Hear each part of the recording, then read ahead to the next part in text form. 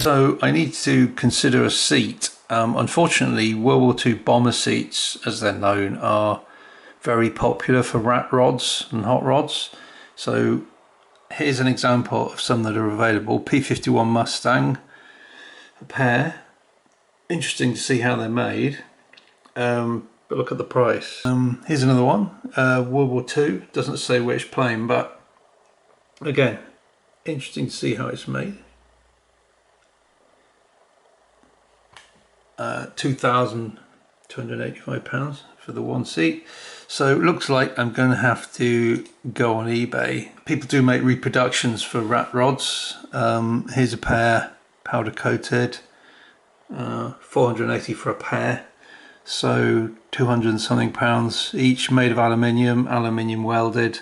I can customize them a bit. I can put a green military style pad here perhaps, or something at the back. So I might consider something like one of these. What have we got here?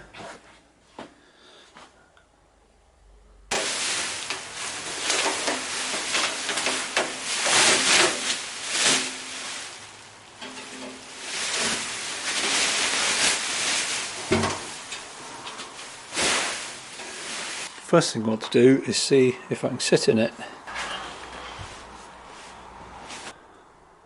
Okay, passes the first test. So the next thing I've got to decide is whether I've got my measurements correct, because do you remember I put these in here so I could wrap the belts around this point here and they would go through these holes. So you see I've got a bit of adjustment up and down, but basically with care the belts will go through these holes. And you can see where the base of the seat then just skims across here. So this means I can measure my tubes out now, so I can run a tube from here across there to about there, and then another tube straight back to here.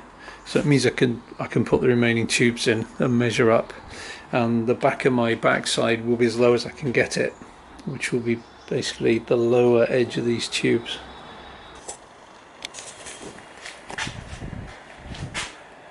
This is my floor where my feet will go, so I'm just going to have to weld it in all the way around now.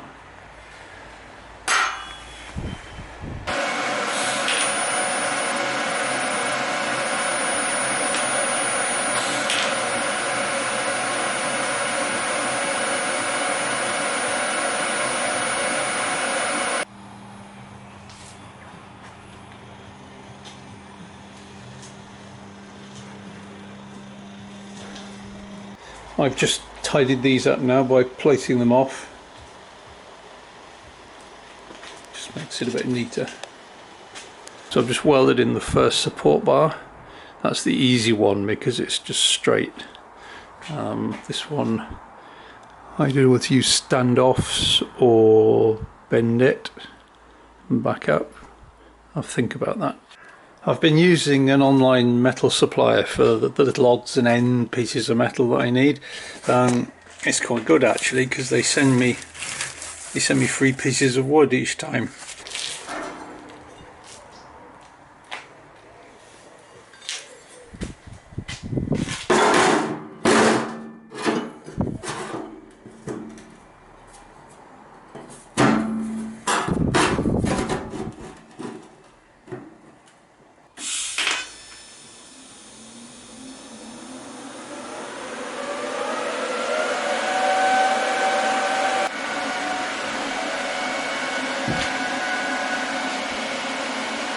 Now we take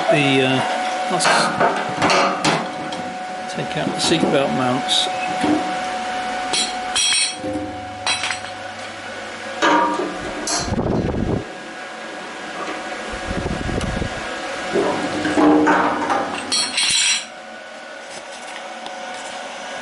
So there's my seat mountings viewed from the top.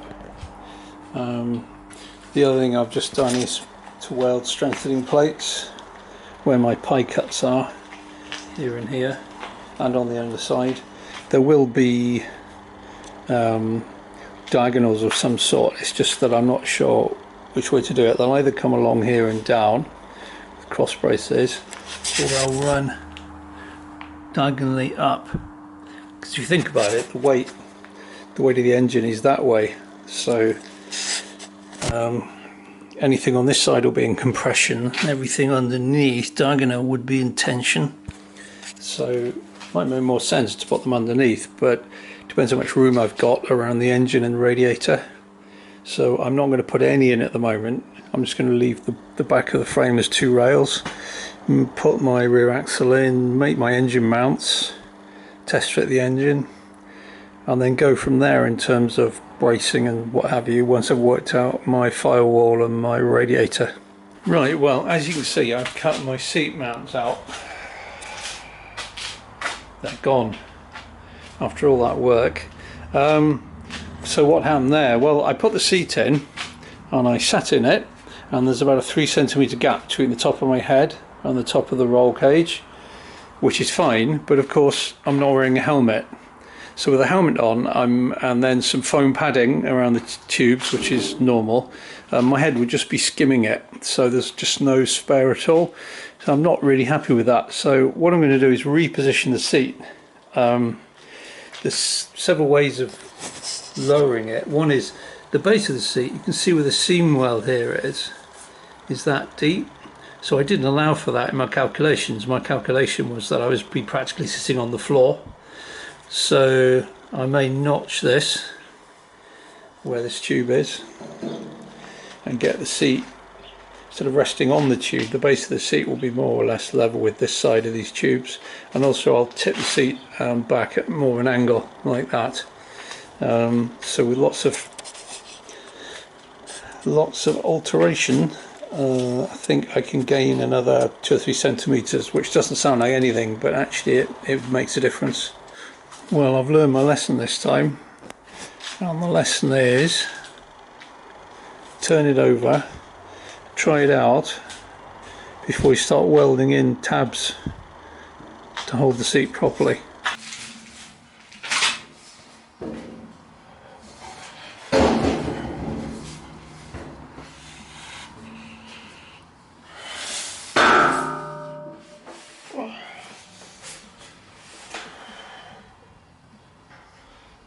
Well, that's a lot better, much better. These are in, hands in the right place.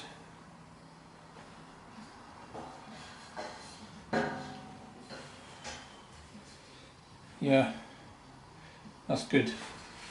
Right, this is how you get out.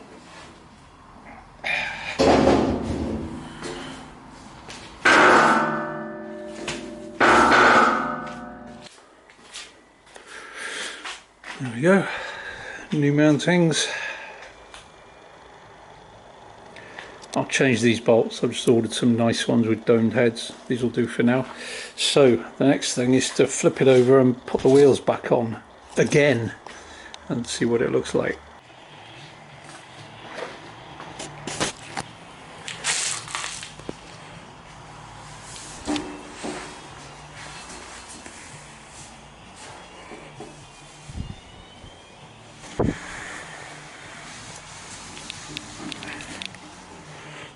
Well, it's a bit tricky to get in, I have to say, especially with one hand.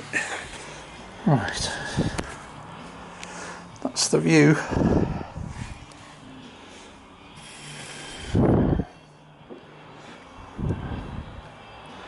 People are saying this wheel's a bit near to this tube.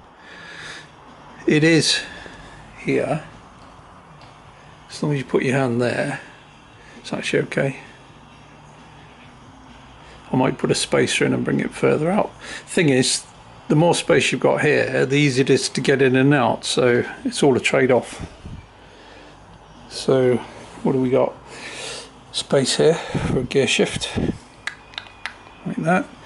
Just enough room for, well, a brake pedal of some sort, maybe coming down from there to my mesh floor.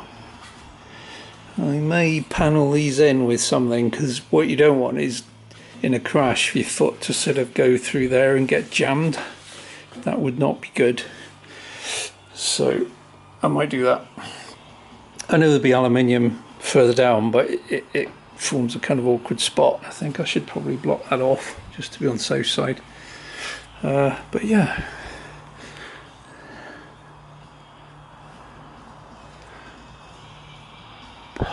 Pretty pleased with that. Seat's really comfortable as well, actually.